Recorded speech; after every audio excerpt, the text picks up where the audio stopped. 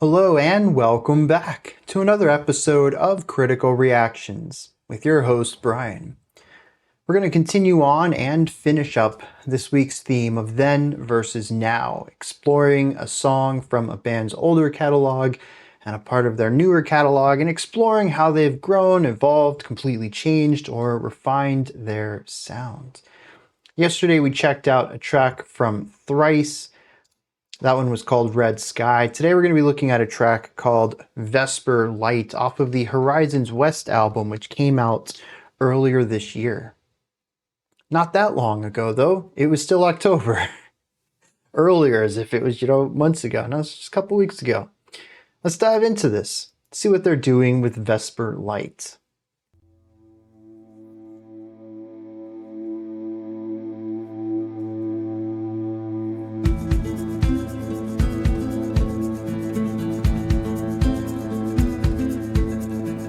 This little guitar stuff over here.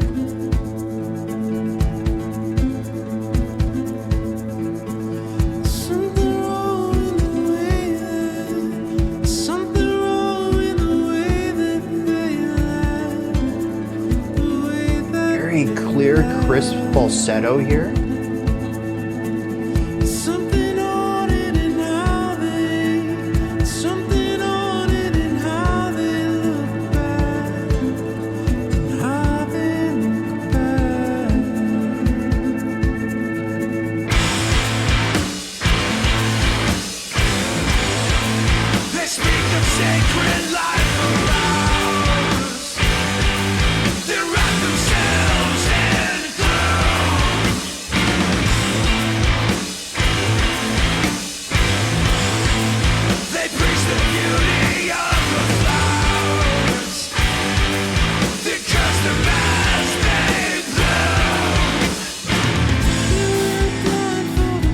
Interesting section. I want to hear it again. Get a grasp of the meter of it.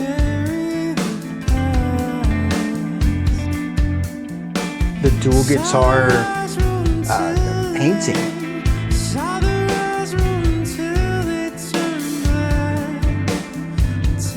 More about building an atmosphere than writing memorable riffs for either of the guitars.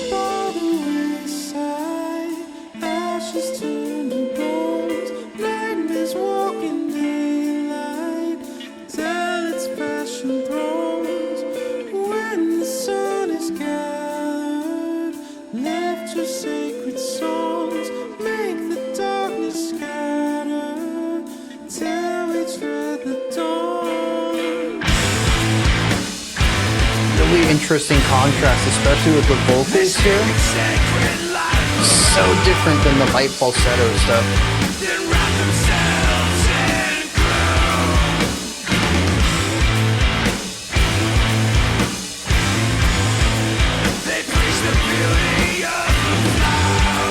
So, alright, we're in 7 then.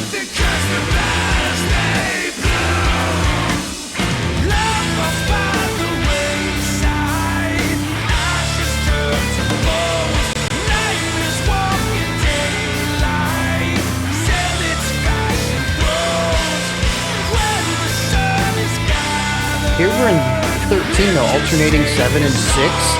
Love this guitar line. Just the power and the dexterity.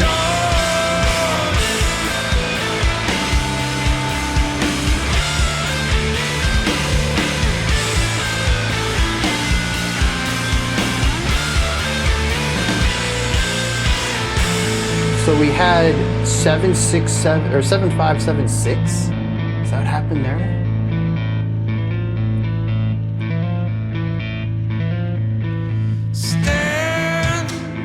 How very Tool with the quick pickup notes on that. To the western sky and the sea. Stand amidst the fireflies. Also interesting percussion. Left or right pan too, which is, what's up with that?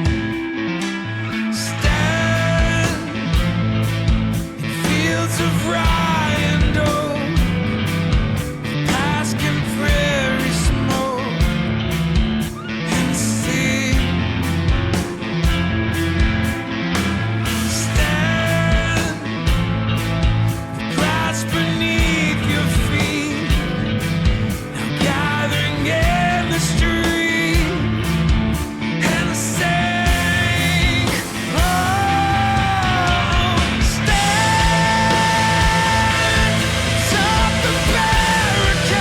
The tremolo drowning things out is an interesting choice.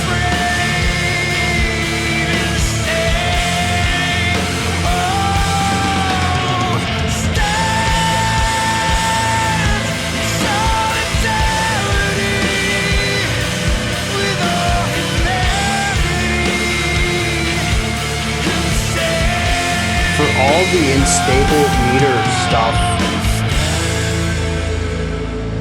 Unstable meter stuff. 4/4 is where we're wrapping up on. Wild and gracious loves and sing. Stand in golden Vesper Light under the western sky and sing.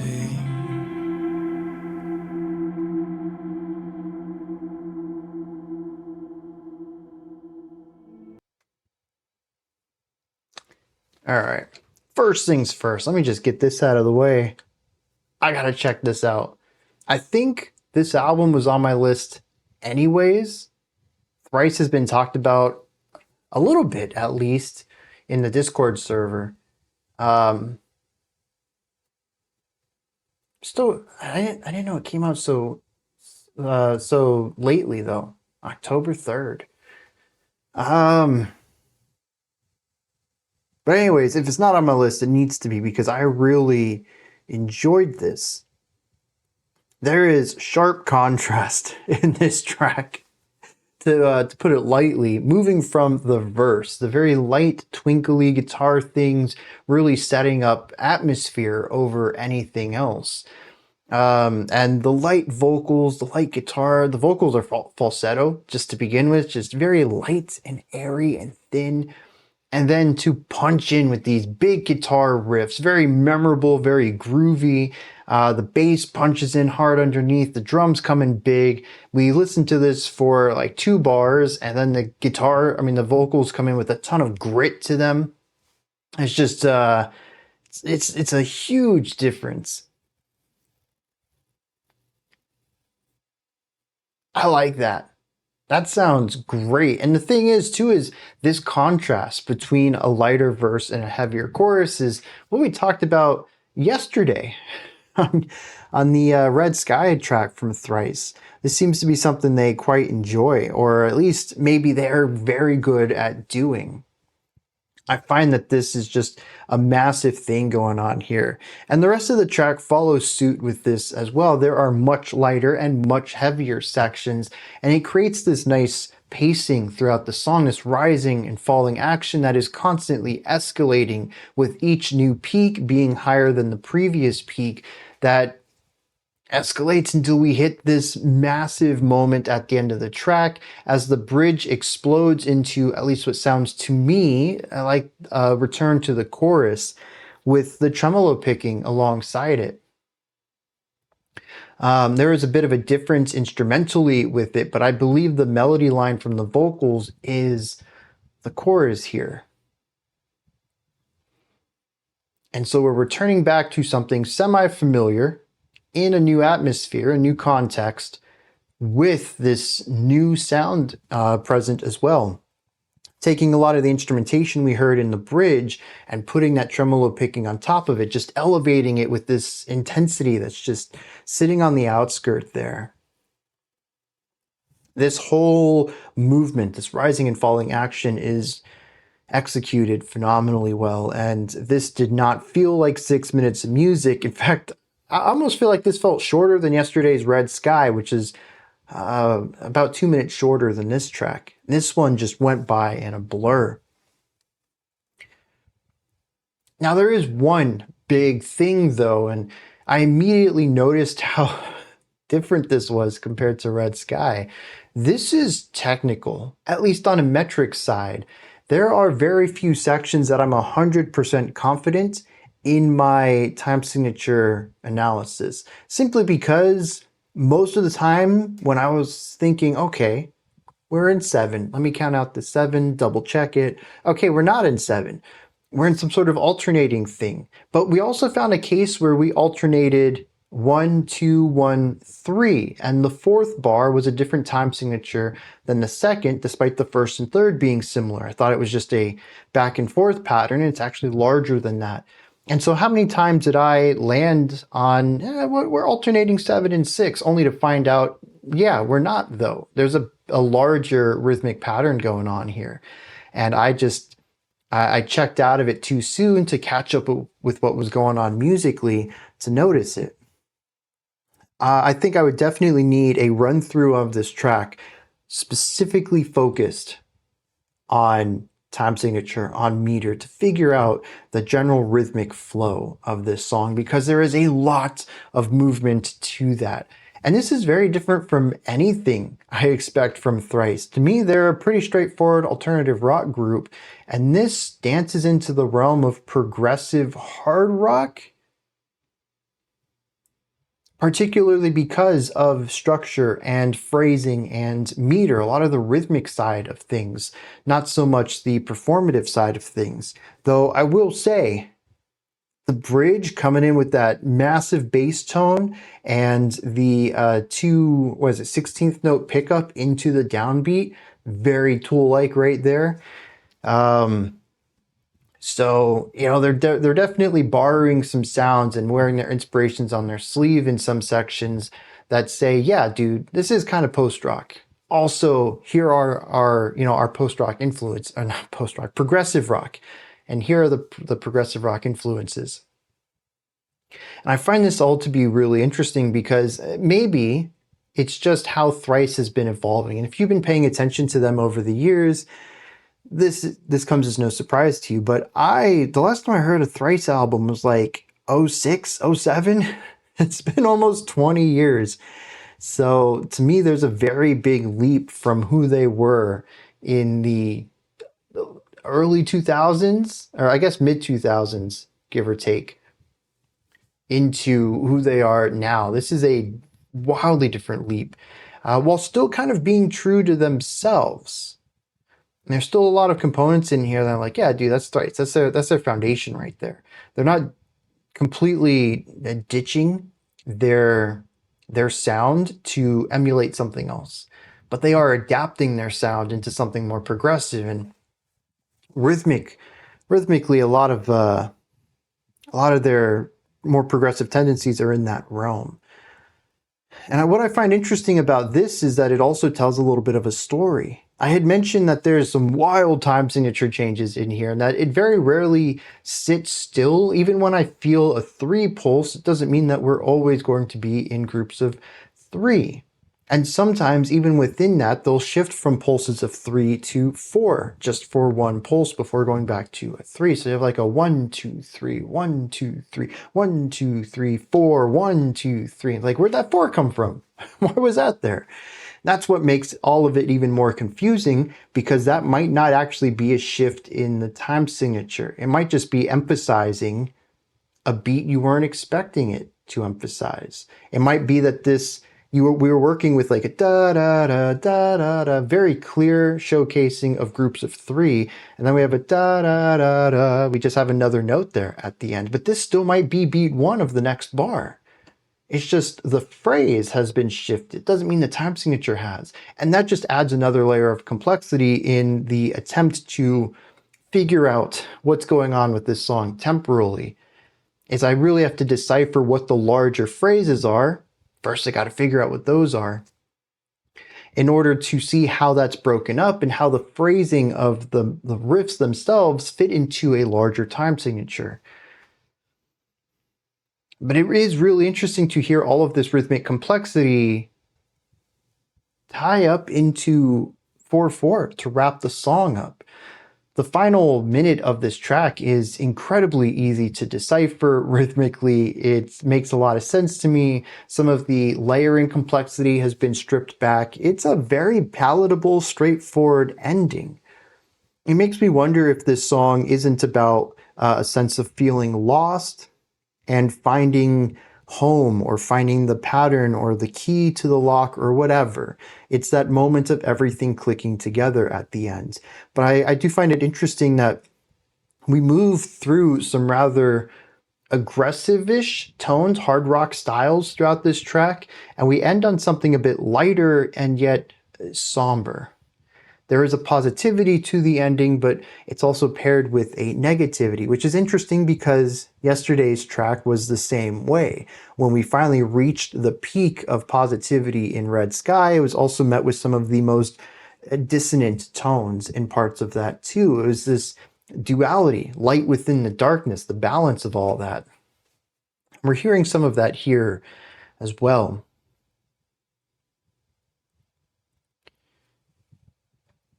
I think the last thing I want to bring up then is just to compare it to the previous track, Red Sky, is instrumental work. Red Sky, I described it as a primarily atmospheric track. A lot of what the guitars did was texture work. Sometimes you would get a little bit of an atmospheric thing, but most of it was just grit and sound, dyads with really big guitar work. Here, though, I was quite surprised not just to hear a lot of twinkling things at the start, but also once we got into the chorus, pretty straightforward, driving, and memorable riff. Thrice has riffs. I know them to have riffs, but nothing like this. This is punchy, it's meaty, it's memorable. Thrice is not, to me, they're not a riff band. They use riffs in their music, but they're not the ones that are going to stick with you weeks, months later. 10 years down the line, you're thinking of a riff, you're like, dang, that's sick. What was that from? And you go, look up some stuff. Oh, dang, it was a Thrice song. Yeah, that doesn't happen. Not in my experience. Anyways, like I said, I have a pretty big gap in their discography, so I maybe they did become very riffy at one time. But to me, that's just not who they are. They're very texture-based. They're good at crafting atmospheres and drawing emotions out of their music.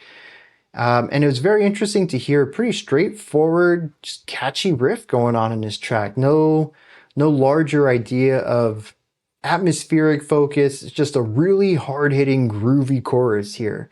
And it's kind of cool to kind of see that, especially paired with the glittering guitar stuff in the verse there. I quite enjoyed this track. Like I said, I'm gonna have to check this album out. Let's hit some lyrics on it. Well, this appears to be some sort of protest song against a ruling class that seems to be one that lies through their teeth, presenting a reality of one thing and working towards a means of another. It says there's something wrong in the way they laugh and something haunted in how they look back. The second verse says they wear a blindfold to bury the past, and I saw their eyes roll until they turned black, presenting a sort of demonic possession here, an evil within. The refrain says they speak of sacred light for hours, then wrap themselves in gloom. They preach the beauty of the flowers, then curse them as they bloom. They say one thing and act in another way entirely.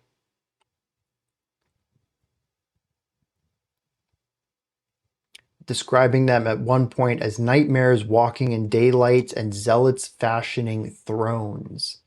It says, when the sun is gathering, lift your sacred songs and make the darkness scatter till we tread the dawn. So it says, against all of this, we need to fight back. The bridge, then, is a rallying call to sing, to make your voice heard. It says, stand in the golden Vesper light under the western sky and sing. Stand amidst the fireflies as fledgling stars arise and sing. Stand in fields of rye and oak, of pasque and prairie smoke and sing. Stand with grass beneath your feet, gathering in the street and sing. And what I think is really important here is a push from an individual, just make your voice heard, to a collective. It says, stand in solidarity with all humanity and sing. Stand in the embrace of your wild and gracious loves. Stand in golden Vesper light under the western sky and sing.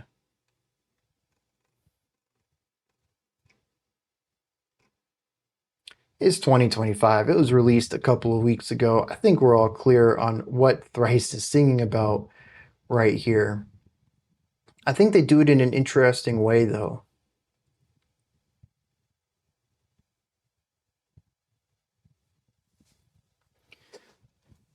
But it's rather clear that they stand in opposition of those in power who use doublespeak to control a narrative, and putting the power back into the average person who has strength in numbers. And this song is about all of us coming together to make our voices heard and to push forth for the change that we envision in this world.